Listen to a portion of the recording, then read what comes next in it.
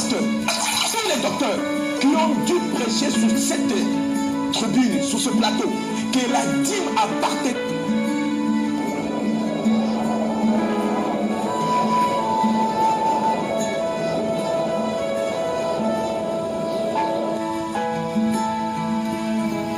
N'est qu'à eux seuls, s'ils ne se remontent pas.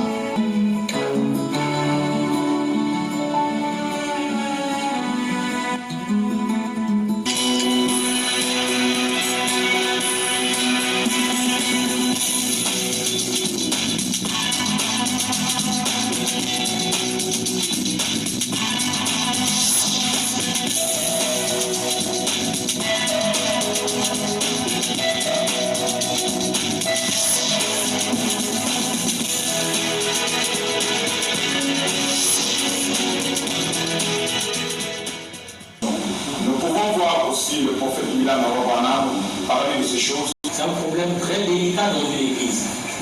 Et cela demande beaucoup s'appuyer sur le messager. Un intérêt qui a été décrété depuis le ciel.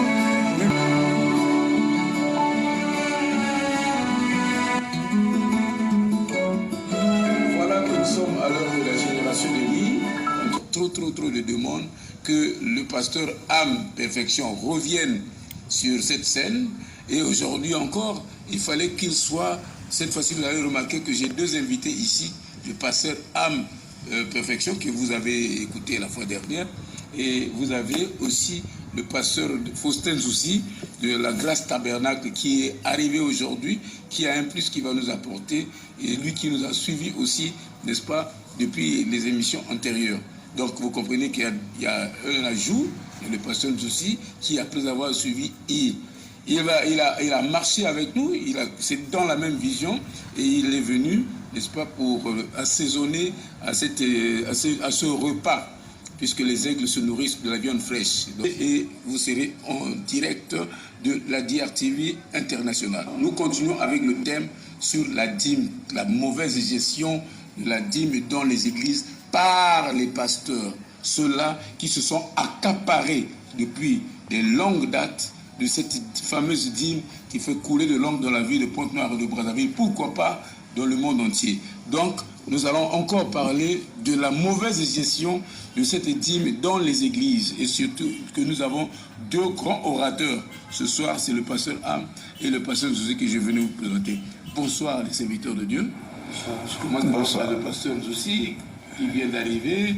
Il vient de faire son introduction dans ce studio. Bonsoir, pasteur. Bonsoir. Que Dieu vous bénisse richement. Amen. Ainsi que le pasteur Am, bonsoir. Bonsoir. Que Dieu vous bénisse richement. Alors, à chaud, nous allons commencer avec vous, le pasteur Am, puisque déjà vous êtes en train de conclure sur cette émission. Et ensuite, on va voir un peu les idées que nous apporte ici le pasteur Zoussi. Nous allons commencer avec vous, pasteur Am, sur ces demande que nombreux de nos téléspectateurs, sinon nombreux des sœurs chrétiennes, ont posé des questions suite à vos déclarations sur cette émission de la génération de Lie. Alors, les frères et les sœurs voulaient savoir, pour les brebis qui sont dans les églises, c'est une question, hein, pour les brebis qui sont dans l'église, qui veulent suivre la parole, alors que les pasteurs résistent à cela, à cette parole-là. Alors, que serait-il? Quelle est la conduite à tenir dans cette situation qui se trouve un peu comme ambiguë? Merci beaucoup. D'abord, je dirais que le Seigneur le bénisse. De grandes bénédictions pour eux. Déjà, quand quelqu'un pose une question, ça ne veut pas dire qu'il est contre le pasteur ou contre son église, mais parfois, c'est l'expression d'un cœur sincère qui veut savoir. Effectivement, moi aussi j'ai reçu de telles questions depuis la maison. Ils m'ont harcelé au téléphone. D'aucuns sont même venus jusqu'à la maison, mais disant, pasteur Am, nous avions abordé la question avec les hommes de Dieu dans nos églises respectivement, mais le pasteur nous dit: vous devrez faire ce que nous vous demandons de faire. Votre responsabilité, votre devoir est de payer la dîme et de ne pas avoir l'œil à ce que nous faisons. Donc nous avions besoin que vous nous répondiez ouvertement, d'après la Bible, qu'est-ce que cela pourrait donner. Mais j'aimerais d'abord intéresser la Bible dans le livre d'Ézéchiel, chapitre 20, le verset 18. La Bible dit: j'ai dit à leurs fils dans le désert, ne suivez pas les préceptes de vos pères, n'observez pas leurs coutumes et ne suivez pas par leurs idoles. Et ne vous souillez pas par leurs idoles. Quand vous prenez le livre d'Ézéchiel 20, du verset 19, il dit: je suis l'Éternel, votre Dieu, suivez mes préceptes, observez mes ordonnances et mettez-les en pratique.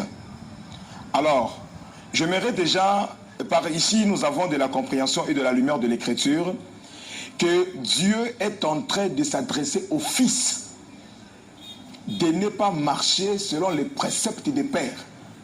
Or, l'Écriture est claire et honnête dans Malachie 3, là où Dieu réclame la dîme, il dit: vous me trompez depuis le temps de vos pères.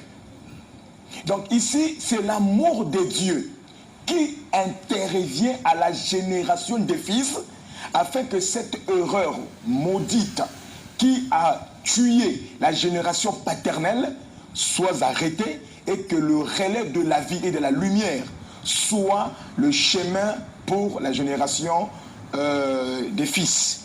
Et pour ceux qui croient la Bible et ceux qui croient que Frère Branham est un prophète, regardez comment le prophète de Dieu qualifie un pasteur qui est émadoué par l'idée de l'argent. Je vais prendre les 7 actes de l'Église. Il dit: Balaam chevauchait éperdument sur la route jusqu'à ce qu'un ange de Dieu lui est apparu. Jusqu'à ce qu'il est apparu. Mais ce prophète, évêque, cardinal, délégué général, président du comité, surveillant général, était tellement aveuglé aux choses spirituelles par l'idée de l'honneur, de la gloire et de l'argent, qu'il n'a pas pu voir l'ange qui se tenait là, l'épée à la main, mais il ne pouvait pas voir l'ange. Il se tenait là pour l'arrêter. Il dit: ce prédicateur aveuglé et insensé émadoué par l'idée de l'argent. Donc, nous regardons que quelqu'un, un prédicateur, comme Balaam, prophète, loin du Saint-Esprit, une fois émadoué par l'objectif d'atteindre une renommée aux anges, pour l'objectif d'avoir une affiliation avec la politique, pour l'objectif d'avoir un grand nom dans la religion, alors n'a pas pu voir l'ange. Lorsqu'il n'a pas pu voir l'ange, le prophète lui appelle un prophète insensé et aveugle. Et quand vous lisez Jésus-Christ dans les Saintes Écritures, dans Matthieu 15, le verset 12 à 14, Jésus dit: alors ses disciples s'approchèrent et lui dirent: sais-tu que les pharisiens ont été scandalisés des paroles qu'ils ont entendues? Il répondit: toute plante qui n'a pas été plantée par mon Père sera déracinée. Laissez-les, ce sont des aveugles. Jésus dit: laissez-les. Ce sont des aveugles qui conduisent des aveugles. Si un aveugle conduit un aveugle, ils tomberont tous dans une fosse. Mais ici, j'interpelle la conscience et la considération du salut, la valeur de l'âme des brebis ou des fils des croyants de Dieu. Il était possible que Jésus parle d'un aveugle conduit par un aveugle. Les deux ne voyaient pas. Mais nous avions facteur qui est le dos caché, où des voyants sont en train d'être conduits par des aveugles. Alors, le plus pire ou le plus criard, ça serait le voyant, qui est conduit par un aveugle. Il serait admissible d'accepter qu'un aveugle conduise un aveugle. Peut-être qu'il aura ces arguments qui vont convaincre l'autre. Mais ici, quand quelqu'un voit la parole et ne veut pas entrer dans le réveil de la parole, il devient dénominationnel, il meurt. Donc ces brebis n'ont pas droit de prendre leur argent et de payer dans une église auprès d'un pasteur qui ne remplit pas les critères d'un pasteur étant l'administrateur des bénédictions divines pour un peuple divin. Puisque cet argent ne va plus pour le perfectionnement du royaume de Dieu, pour le bien-être du royaume de Dieu, mais vous le donnez à un sataniste. Car la loi et la Bible déclarent que ceux qui travaillent à l'autel se nourrissent de l'autel. Donc ce n'est même pas donné au pasteur, selon le set des Écritures, de payer ou de rémunérer ces personnes-là. C'est l'Église, dans son administration, qui devait tous les payer. Et si le pasteur ne le fait pas, il devient un anti-parole. Parce que la dîme, l'argent, les offrandes constituent la parole dans son côté règle, principe et rigueur. Et si un pasteur veut faire entrer l'ombrima là-dedans, là, il devient un antichrist. Donc, ils n'ont pas droit de donner leur argent dans l'état des églises. Même Branham lui-même a dit, il dit, vous devez soutenir des causes justes. Mais si c'est une cause qui est injuste, vous n'aurez pas de récompense. Vous investissez de l'argent dans quelque chose qui ne glorifie pas Dieu.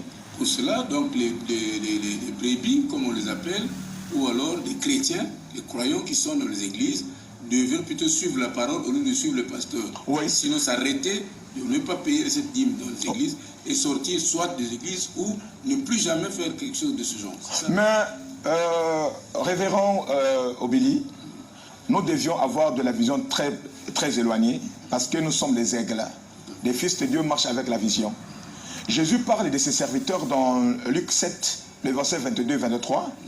Jésus parle des faiseurs de miracles à son nom. Il parle des prêcheurs. Ils diront à Jésus, n'ai-je pas prêché à ton nom? N'avons-nous pas prophétisé? Voilà, quand Jésus-Christ parle de ça, il parle au pluriel. Il dit, n'avons. Donc c'était une congrégation, une unité des pasteurs, un système tolérable dans le système religieux, où les gens avaient développé et avaient émadoué même les gens que c'était un système admissible, où ils faisaient des miracles, ils prêchaient la parole, mais au jour du jugement, Jésus leur dit dans Matthieu 7, 23, je leur dirai ouvertement, il n'a pas dit je lui dis, je lui dirai, je leur, au pluriel, dirai ouvertement, retirez-vous, au pluriel, de moi.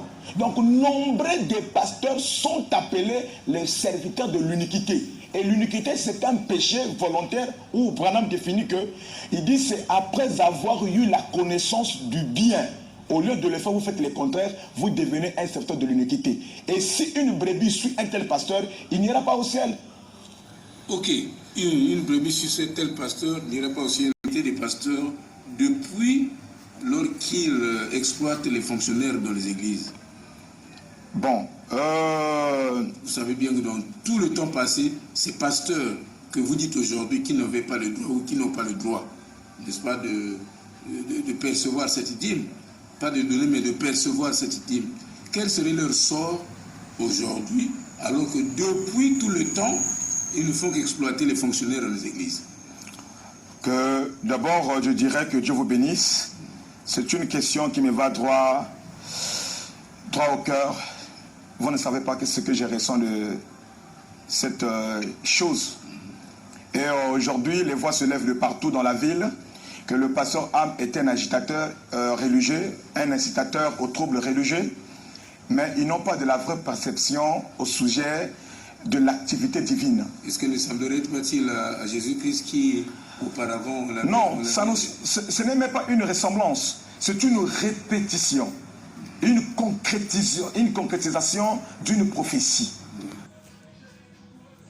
Le signe de la fin, dans la page 30, il dit que le messager du prophète de Malachie 4 viendrait révéler tous les grands mystères.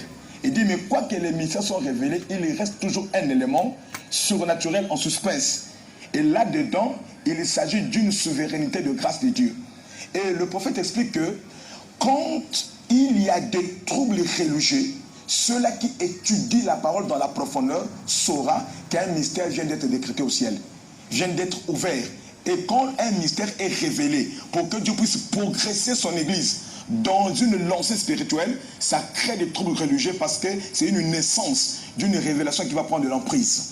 Donc, pour répondre aux pasteurs qui ont exploité les employés tels que les diacres, les administrateurs, les musiciens, tout ce monde qui travaillait durant des années et que lui seul se préparait, lui seul s'individualisait le meilleur serviteur que lui. Qu'est-ce qu'il devait faire? Alors, voyez-vous que dans la loi de l'Ancien Testament, le rôle d'un sacrificateur était de laver les brebis, mais lui-même aussi devait se laver, se sanctifier premièrement. Car quand Paul vient, il dit, celui qui sanctifie et ceux qui sont sanctifiés sont tous issus d'un seul. Donc, ce qu'il devait faire, c'est d'appliquer la loi de l'expiation du péché. Et comment faut-il expier, faire pardonner le péché lorsqu'il y a eu question de fraude, selon les Saintes Écritures? J'aimerais intéresser la Bible. Dans le livre de Exode, chapitre 22, le verset 9, la Bible dit ceci: dans toute affaire frauduleuse, concernant un bœuf, un âne, un agneau, un vêtement ou un objet perdu, au sujet duquel on dira c'est cela. Donc la chose est ici, la preuve est là. C'est cela. La cause de deux parties sera amenée devant Dieu. Et celui qui sera retrouvé le coupable redonnera au double à celui dont il a dérobé. Je vais prendre encore une écriture dans le Nouveau Testament. Luc 19. Écoutez ceci, dans le Nouveau Testament, parce que les gens croient que la restitution au double du prix qui a été escroqué n'était qu'une loi de l'Ancien Testament. Mais je vais prendre le Nouveau Testament. Parce que celui qui a mis le pont entre l'Ancien et le Nouveau Testament, c'est Jean-Baptiste. Jésus vient introduire le Nouveau Testament. Et je prends Luc 19, le verset 8.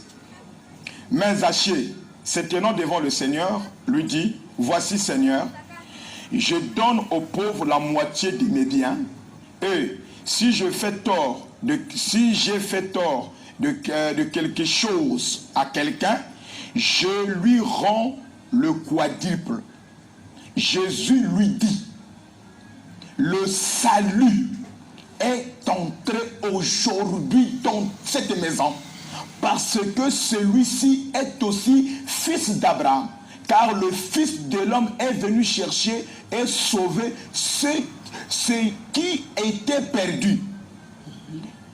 Donc, en briefing, en conclusion, la réponse d'abord, il faut, je parle à l'impérativité, il faut que ces pasteurs prennent cet argent, qu'ils restituent à l'Église. Maintenant, s'ils n'ont pas l'argent en liquidité, la Bible dit, lorsqu'on dira, voici la chose.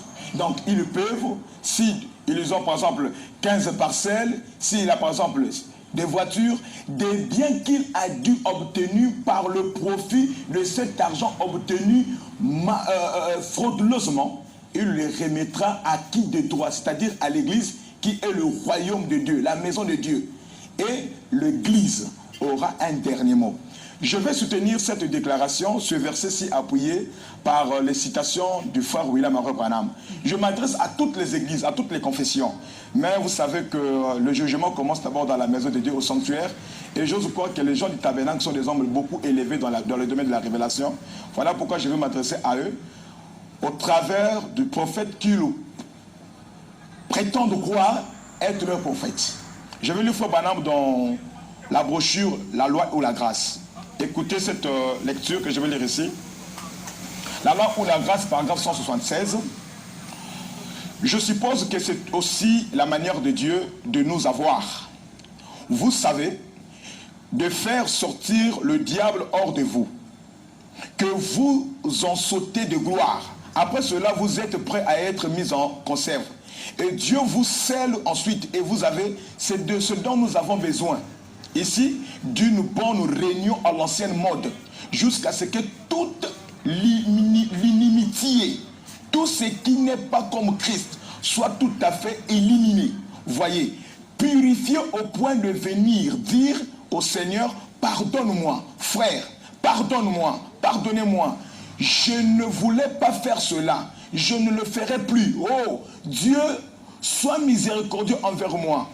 Vous commencez à être prêt à être mis en conserve. Alors, vous voyez, Dieu se prépare à vraiment vous utiliser lorsque vous rapportez ces choses que vous avez volées.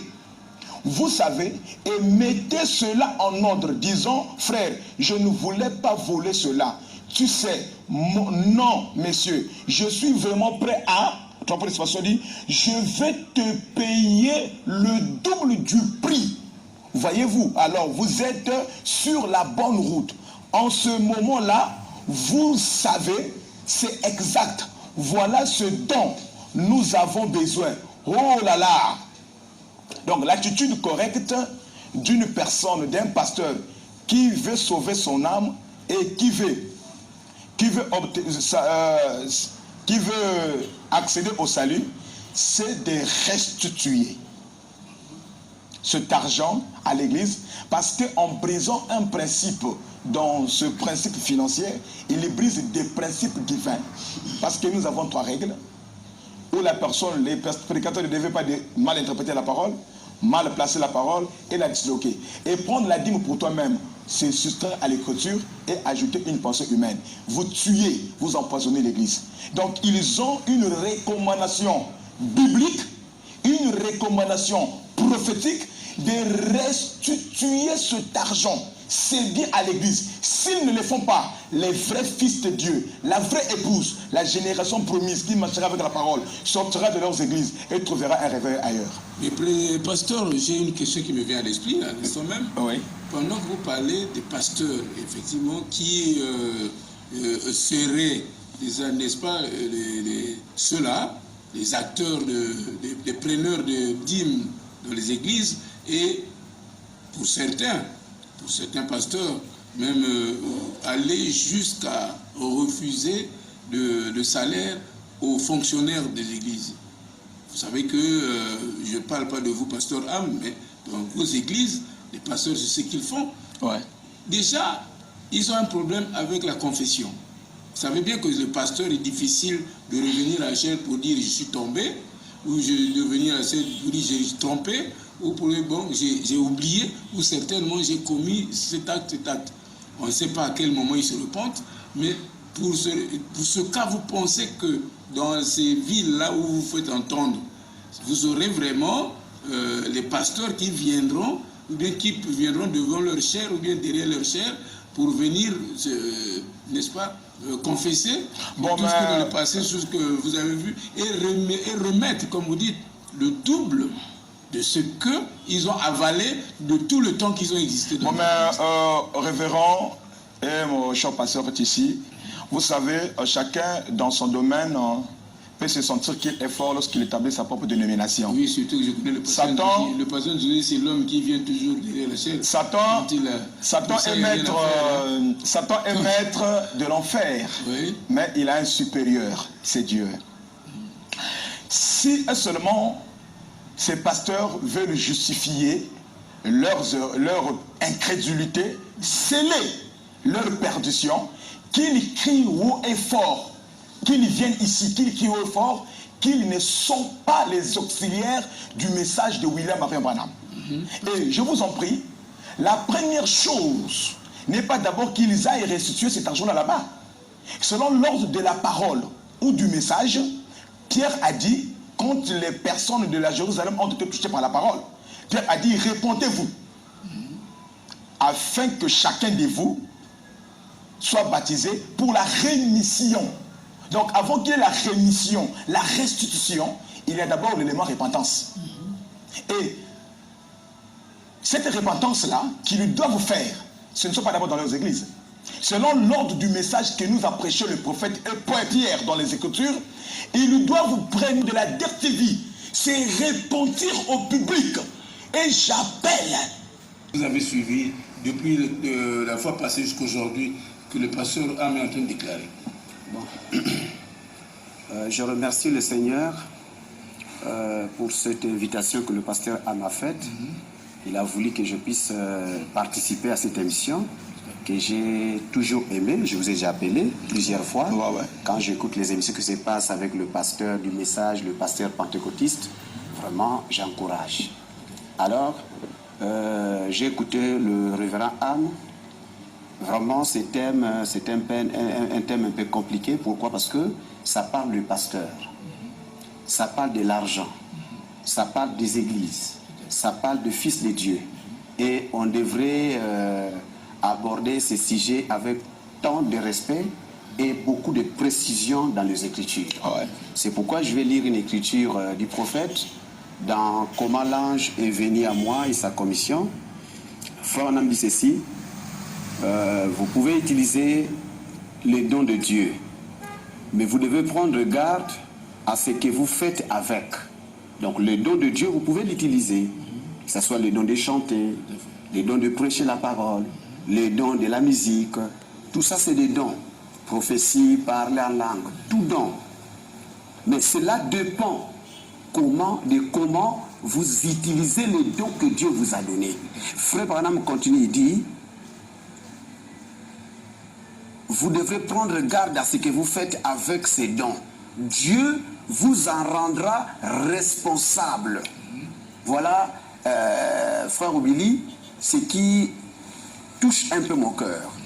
Dieu vous rendra responsable de ce que vous faites avec ces dons. Alors, j'aimerais aussi avancer un peu dans l'histoire d'argent. Vous êtes sans ignorer que Frère Nam dit, il y a 3 choses qui font tomber le serviteur de Dieu, le pasteur. Il commence, il dit, la première des choses c'est quoi? La femme. Et il ne s'est pas arrêté là. Bien que le prédicateur, lorsqu'il parle, nous tous le pasteur, on condamne plus sur le pasteur qui tombe avec les femmes. Nous n'encourageons pas ça. On ne peut pas encourager le mal, le reste est mal. Mais il y a 2 points dont il ne touche pas.